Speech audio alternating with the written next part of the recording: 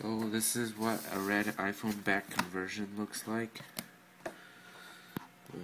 Picked this up on eBay. The seller was from China. Worked good for about a week. Normal use, I didn't drop it or anything, and then just found this crack.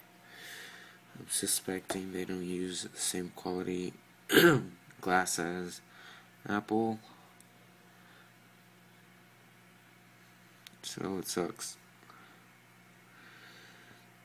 Didn't drop it or anything.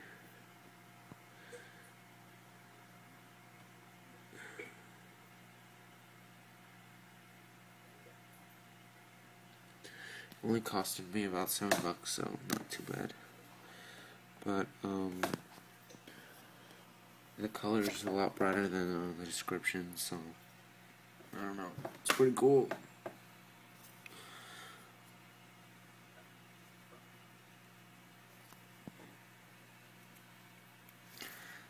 And the camera glass, the ring and the LED ring is not as good as the original one.